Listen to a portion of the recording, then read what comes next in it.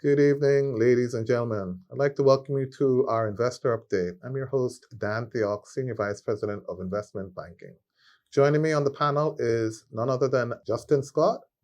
Welcome, Justin. Glad to be here, Dan. Thank you. Unfortunately, Asher Smiley couldn't be with us today, so Asher, we wish you all the best. But Justin, always a pleasure to have you here. I'm sure some of you guys recognize Justin, and we look forward to his contribution to today's panel discussions. Today, we'll be speaking about PJAM and Fontana Limited, so stick around until the end of the program to learn what these companies have been up to and what's happening in the stock market. If this is your first time checking us out, consider subscribing to the channel. And remember to hit the bell to receive all notifications. We upload content like this every week. Before we get started, I'd like to take this moment to remind you, if you're looking to expand your portfolio or embark on your very first investment journey, Mayberry can place you on track to financial freedom. Follow us on social media at Mayberry INVJA to learn more. Okay, let's get started with the presentations today. Up first, Fontana. What do you have for us, Justin? All right, ladies and gentlemen, I hope you guys are ready for today. So first, we'll be covering Fontana. So revenues have increased 26% from 1.3 to 1.64 billion. Operating profit is up 27%, and the net profit is up 43%, all the way up to $87.5 million at the end of the first quarter. This is due in part to improving international freight rates, to the effect of inflation, which has been passed on to the consumers. Growth in higher margins from stationery as we get more and more back into a fully open economy with things such as like the schools being properly opened, people going back to work, people just going back to their lives. And this is has really been assisting Fontana's. I know more and more people have been going out and doing a lot more shopping, right? So things like that is definitely assisting them. We do have to wait just a little bit further than originally planned to see the rise of the Portmore development. They're supposed to be finished with their interior in about March 2023, and then the actual store should be open in about fall 2023, along with their warehouse, 25,000 square feet. That's going to be open in 2023 as well. So we can look forward to that, into how they will definitely be increasing the numbers from there. Let's take a look at some more of the numbers. Assets are up 20%, up to 4.7 billion. Current price of $8.65 or a PE ratio of 17 times, which is just a little bit above the junior market PE ratio that we have right here.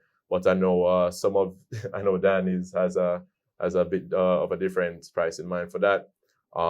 This actually is a little bit down, given that some of the stocks in the junior market or in the market in general are a bit down as interest rates increase and people are kind of a bit more skeptic given some of the global situations. But that doesn't mean it is not a time to buy, guys. The money is really made in the downer markets and taking advantage of prices when they're at a premium. And for example, if you're looking forward to Fontana, if it really does meet your goal in whatever time frame you set for yourself, then getting it at underneath $9 is definitely a steal for you, right? So we're looking at the trailing earnings of $632 million. That's almost $1 billion. And they're probably going to get there once the Portmore store has been opened. Let's moving on further. We can see how the quarterly profit has performed over the course of the last just about 2 years. It is up quite a bit, as I would have said earlier, from the Q1 2022. We're moving into the Christmas quarter that they loved it out and let us know just how profitable it is, right? So all of you guys looking to get all your shopping done for the Christmas period, for all the Fontana shareholders, I'm sure you'll be encouraging people more and more to be buying from Fontana as well. So the Q2 profit is just about $248 million, a bit flat from the previous year. Granted, there were some challenges at that time. So let's see how they do in the coming quarter going forward with, as I said before, the decreased freight rates. Inflation is still playing a part in it. But, assuming that consumer spending is as up as I expect it to be, then they should be having a better quarter in the following quarter, right? Moving on even further, we can see how the stock price has been trading over the course of the last 2 years. It has been dipped down a little bit further. People have been taking profit, moving on to some other things at a time, but this is pretty low. This is almost It's just a bit above where the year-to-date low would have been at the time, or the last trading 12 months would have been at the time. So for all of you guys who have been looking for a deal, been looking to get some Fontana at some cheap prices, this may be the time for you, right? Dan, is there anything else you'd like to add on Fontana this time? Yep. So as you said before, I like to think of the junior market average PE is about 16 times nowadays. And I think as soon as we see interest rates peaking, which I expect to happen over the next 3 to 6 months, we will see PEs going back up to 18 to 20 times. And I think you're going to have the coincidence of their new store opening next summer, around about the time when interest rates would have peaked.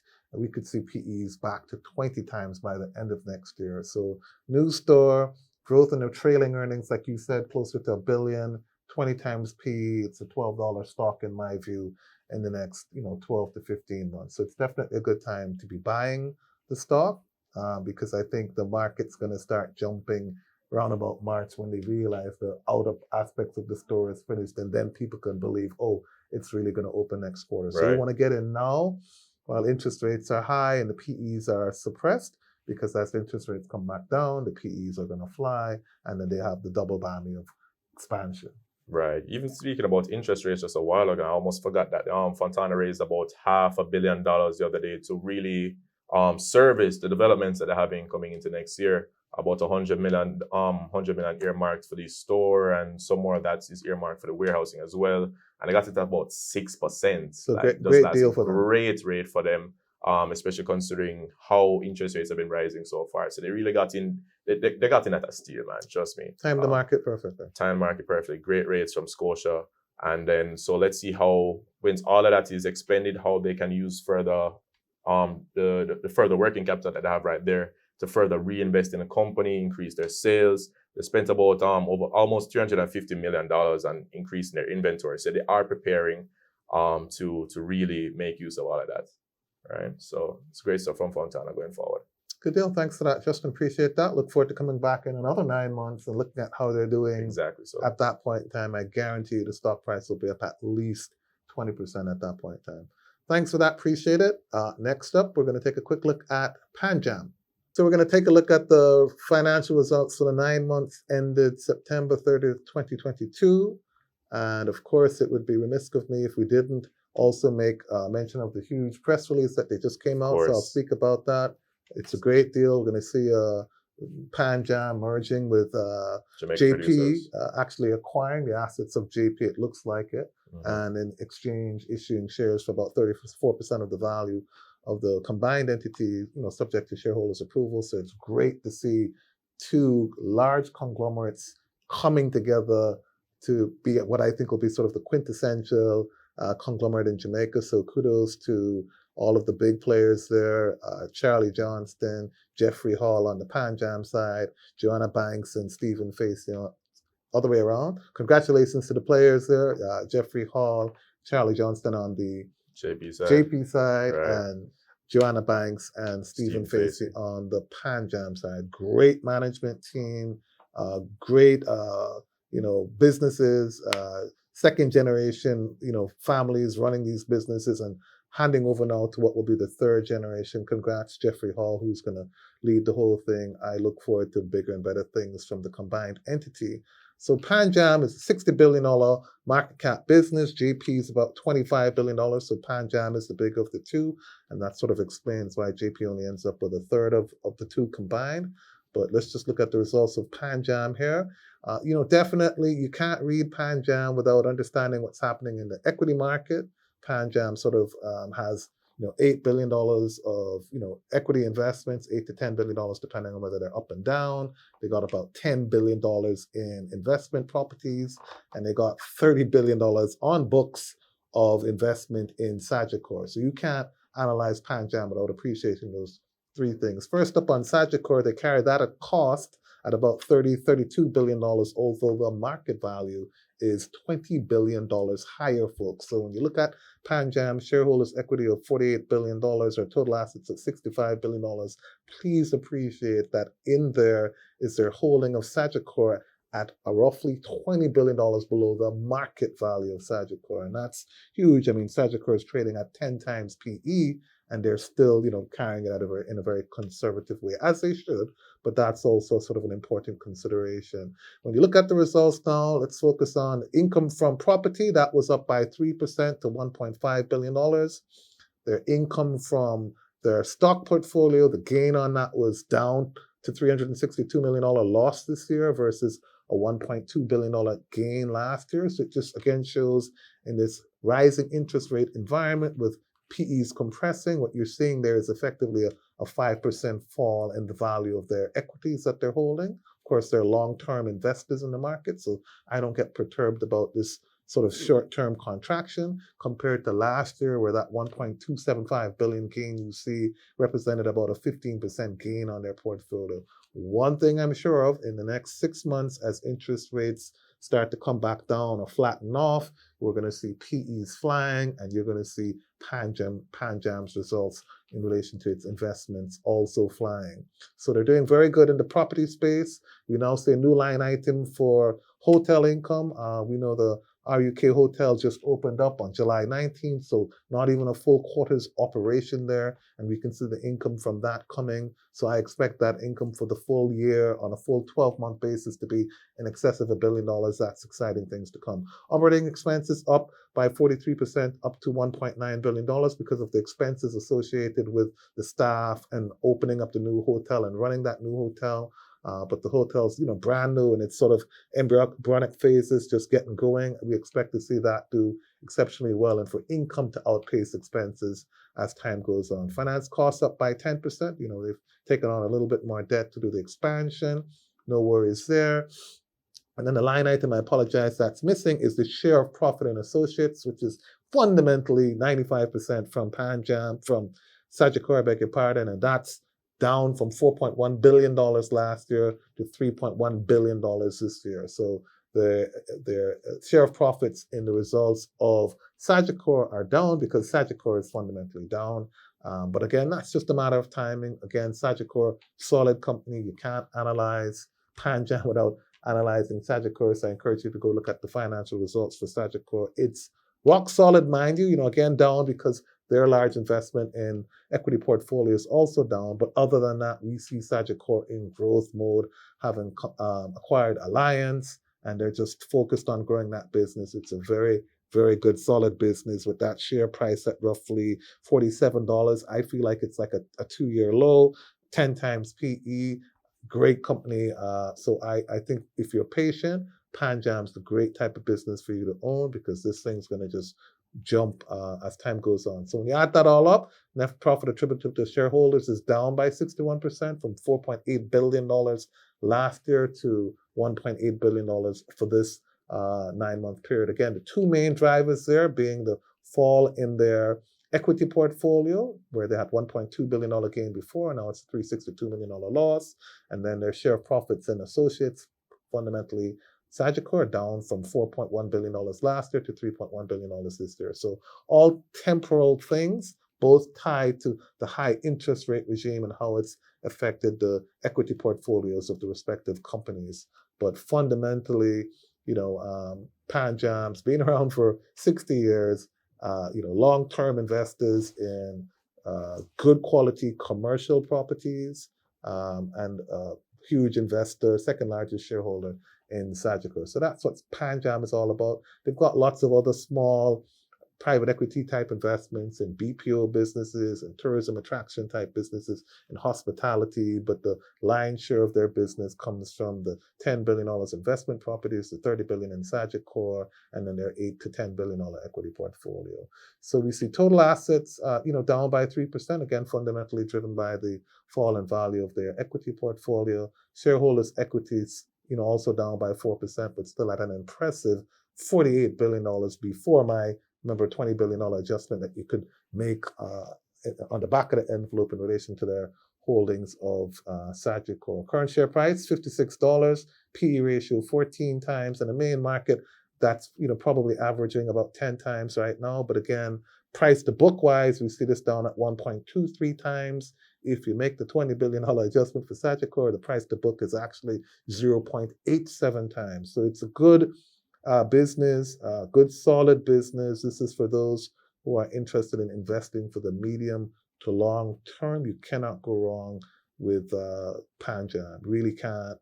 But it's tied strongly to Sagicor, to the investment properties, and we look forward to the expansion in the hotel space with the ROK Hotel. Next slide shows sort of what's been happening in the quarterly performance. Last 2 quarters have not been the best two, quite frankly.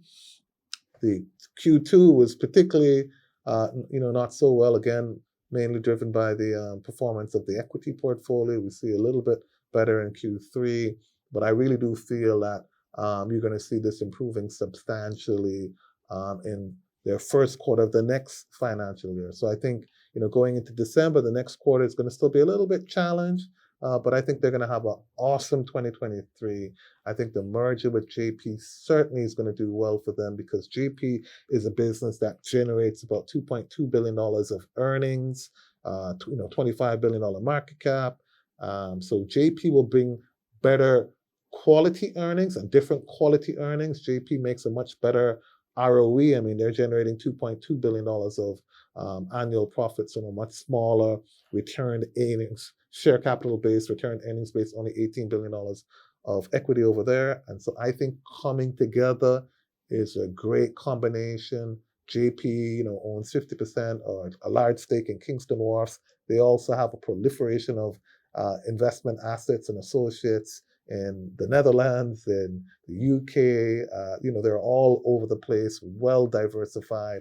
So I like the idea of these two businesses coming together. Next slide shows the share price movement on PanJam. I mean, PanJam's been as high as $100, folks, 3-4 years ago. It really is, kind of at a 2-year low right now. So it's a great buy anywhere, between $50-$56. It's a great buy. Even at $58, it's a great buy. I look forward to seeing this stock price. There's going to be some resetting because they're probably going to increase the flow to do this acquisition. And they may have to, issue up to 34% new shares. I look forward to seeing how that merger plays out. But the two combined entities, I think, are going to be great. I think it's only going to empower them more between these two businesses, over $100 billion in assets, over $10 billion in cash and near cash. And so it puts them in the position to be able to go out and expand and do even more acquisitions. And they both have demonstrated the hunger and desire to grow the businesses through acquisitions. I'd love to see them taking a larger stake in Kingston Wharfs, quite frankly. And I think combined together, they certainly will have the capacity to do that. So I certainly like the merger, the planned merger. I think it's a great fit between the businesses. They're like-minded, great people, quite frankly. I can't find a fault with either Jeffrey Hall or Stephen Facey. Great folks. And so we look forward to the merger. Justin, any comments from you? Yeah, man, definitely.